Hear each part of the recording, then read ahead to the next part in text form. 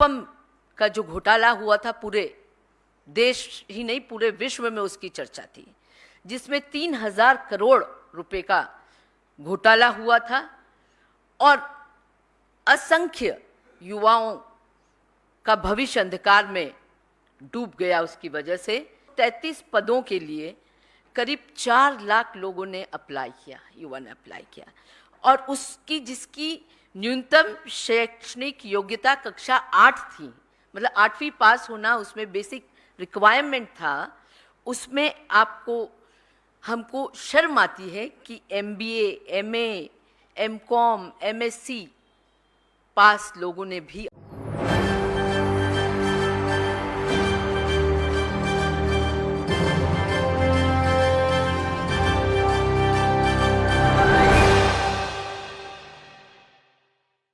घोटाले 18 साल की बीजेपी की सरकार देती रही।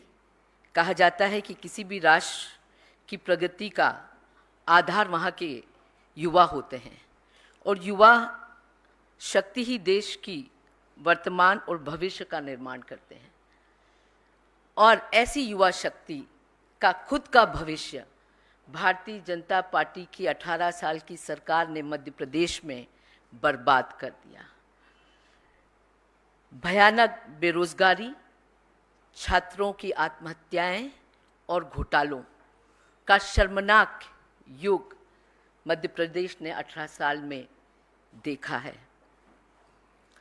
और जिस तरह से तमाम माफिया, चाहे वो शराब माफिया हो, भू माफिया हो, रेत माफिया हो, तमाम माफिया सरकार के संरक्षण में मध्य प्रदेश में फलते फूलते रहे, ठीक उसी प्रकार शिक्षा माफिया भी सरकार के संरक्षण में मध्य प्रदेश में फलता फूलता रहा, जिसका नतीजा क्या था?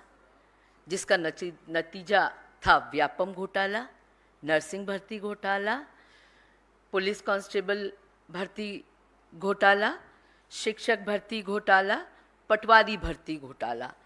तमाम जो सरकारी नौकरियां थी वो घोटालों के भेंट चढ़ गई। पिछले 2022 में एम्प्लॉयमेंट एक्सचेंज में करीब 39 लाख बच्चे युवा रजिस्टर्ड थे, और शर्मनाक है कि उसमें से सरकार केवल 21 लोगों को नौकरी दे पाई, केवल 21 लोगों को। फिर रिपीट करती हूँ, 39 लाख लोगों जो रजिस्टर्ड थे उसमें से केवल 21 लोगों को नौकरी मिली। MPPSC जो कि MP पब्लिक सर्विस कमीशन है, उसके द्वारा पिछले 5 साल में कोई नौकरी नहीं दी गई। हालत ये है कि मध्य प्रदेश में भर्ती परीक्षाएं पिछले 18 साल में न के बराबर हुई, और जो भर्ती परीक्षाएं हुई उनका रिजल्ट नहीं आया। कुछ जिनका रिजल्ट आया वो भ्रष्टाचार की भेंट चढ़ गए। हर व्यक्ति मध्य प्रदेश का जानता है कि पटवारी भर्ती परीक्षा में पास होने के लिए 15 लाख रुपए की बोली लगाई गई। 15 लाख लेके पटवारी एग्जाम को पास कराया गया। वहीं कांस्टेबल की भर्ती के लिए 8-8 लाख रुपए की बोली लगाई गई। और आज हालत ये है कि इंदौर जैसे शहर में ही करीब 4 लाख बच्चा छोटे शहरों का कोचिंग लेने आता है, पढ़ने आता है, तैयारी करने आता है इन एग्जाम्स की, जो कि उनको एक सरकारी नौकरी दिला सके। 5-5 साल से बच्चे वहाँ पढ़ रहे हैं, किराए का घर लेके एक एक कमरे में 4-4, 5-5, 6-6 बच्चे रहते हैं, क्योंकि माता पिता के पास इतना पैसा नहीं कि उनके रहने खाने शिक्षा के लिए खर्च किया जाए। ऐसी बुरी स्थिति में भी रह के बच्चे बस एक सरकारी नौकरी के लिए मेहनत कर रहे हैं, पर जब रिजल्ट आता है पता लगता है कि भ्रष्टाचार के भेंट उनकी नौकरी चढ़ गई, और वो क्योंकि रिश्वत नहीं दे पाए घोटालेबाजों को, इसलिए उनको वो नौकरी नहीं मिली। जहाँ तक ये तो था सरकारी नौकरियों का आलम, अगर हम प्राइवेट जॉब की बात करें तो मध्य प्रदेश ऐसा प्रदेश है, दुर्भाग्यपूर्ण है कि मध्य प्रदेश ऐसा प्रदेश है जहां पिछले 18 सालों में निवेश के नाम पर कुछ भी नहीं आया। और निवेश की बात करें जब, तो बड़े बड़े ग्लोबल इन्वेस्टर्स मीट कराए गए जिसमें करोड़ों रुपए सरकार ने पानी की तरह बहाया और बड़े बड़े इवेंट करे, क्योंकि मध्य प्रदेश सरकार केवल इवेंट करने में विश्वास रखती थी। उसका नतीजा या उसका परिणाम से कुछ निवेश आया हो, ऐसा नहीं। 18 लाख करोड़ के निवेश की घोषणा सरकार ने की, पर धरातल पे कुछ भी नहीं उतरा। और सही कहते हैं मध्य प्रदेश के पूर्व मुख्यमंत्री आदरणीय कमलनाथ जी, वो सही कहते हैं कि हम निवेश को आमंत्रित नहीं कर सकते, हमें उसे आकर्षित करना होता है।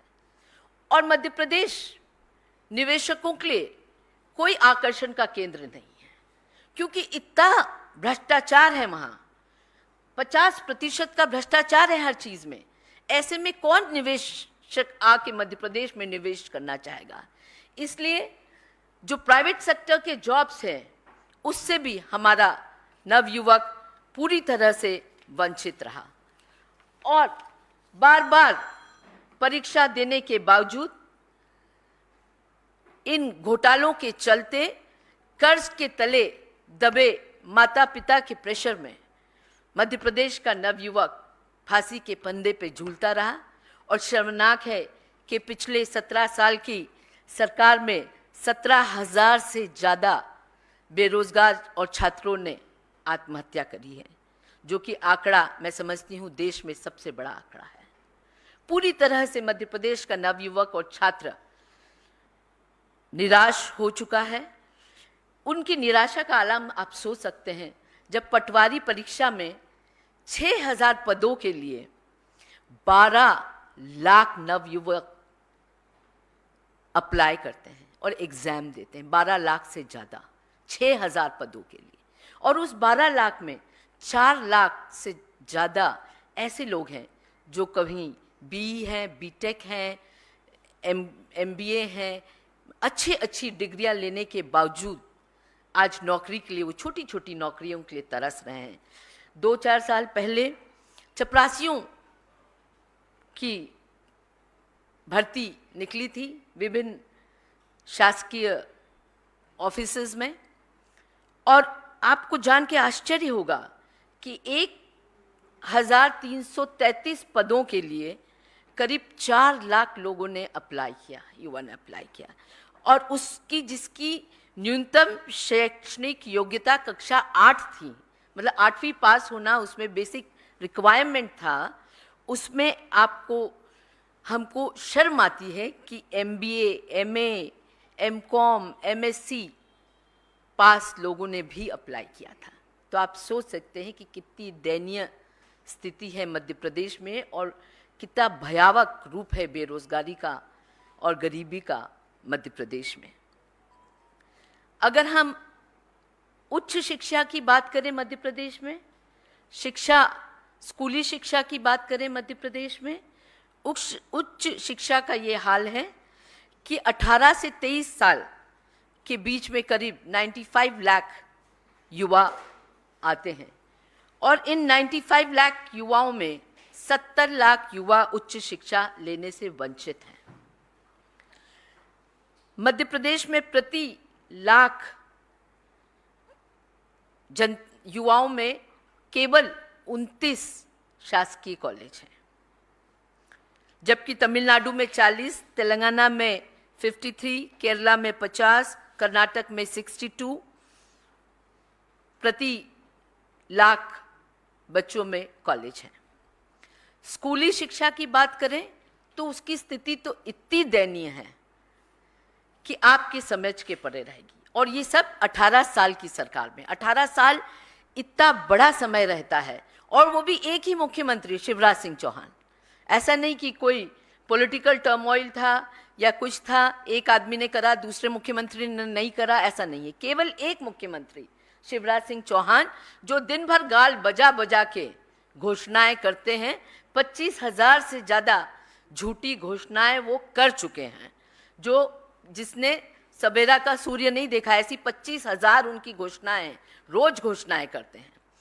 ऐसे में स्कूली शिक्षा इतनी बदहाल है कि प्रदेश के 2621 स्कूल्स में कोई टीचर नहीं है, एक भी टीचर नहीं है।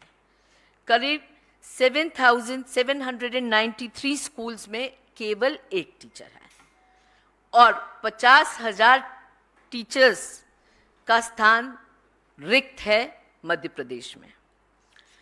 36,000 स्कूलों में इलेक्ट्रिसिटी नहीं है और न जाने कितने हजार स्कूल में टॉयलेट्स नहीं हैं, बोर्ड्स नहीं हैं, लाइब्रेरी नहीं है, बिल्डिंग नहीं है। और फिर 2 साल पहले शिवराज सिंह जी को लगा कि सपना आया कि मैं सीएम राइस स्कूल बनाऊं जिससे कि शिक्षा की गुणवत्ता सुधारूं। तो उन्होंने 9,500 स्कूल की घोषणा करी कि ये सीएम राइस स्कूल रहेंगे।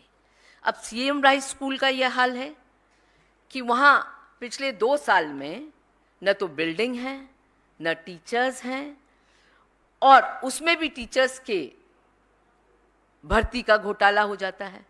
मतलब कोई चीज़ बिना घोटाले के मध्य प्रदेश में नहीं होती है। हर जगह घोटाला और बड़ा ऑर्गेनाइज्ड एक घोटालों का सिस्टम है मध्य प्रदेश में।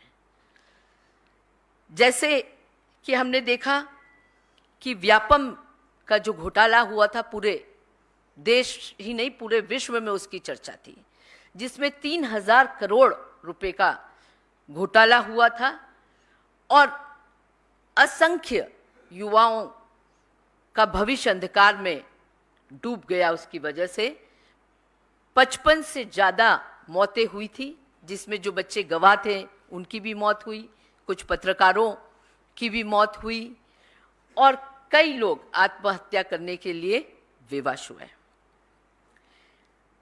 प्रदेश में फिर एक नर्सिंग का घोटाला हुआ। नर्सिंग के घोटाले में आश्चर्य होगा आपको कि 800 नर्सिंग कॉलेजेस में 1000 ऐसे टीचिंग फैकल्टी हैं जो कि कई कॉलेजेस में जो फेक हैं, जो केवल रजिस्टर में हैं, ऐसे हैं। इसमें 1 लाख से ज़्यादा बच्चों का जीवन बर्बाद हो रहा है, क्योंकि पिछले 3 साल से नर्सिंग की कोई एग्जाम ही नहीं हो रही है। बच्चे वहीं की वहीं खड़े हैं 3 साल से। और सीबीआई की जांच, जब शोर मचा तो सीबीआई की जांच चल रही है, जिसमें 19 कॉलेजेस को रद्द किया गया। पहली बात, जो बेसिक रिक्वायरमेंट है एक नर्सिंग कॉलेज के लिए, उनकी पूर्ति क्यों नहीं हुई? क्यों जिसके पास 40,000 स्क्वायर फीट जमीन हो और कम से कम 100 बेड का हॉस्पिटल हो, ऐसे लोगों को नर्सिंग कॉलेजेस अलॉट किया जा सकता है, तो उनको ना करके 2 कमरे के नर्सिंग कॉलेज भी हैं, तो कहीं फैक्ट्री पे भी नर्सिंग कॉलेज का बोर्ड चिपका हुआ है। 1 लाख से ज़्यादा हमारे बच्चों का भविष्य इस नर्सिंग घोटाले की बलि चढ़ गया।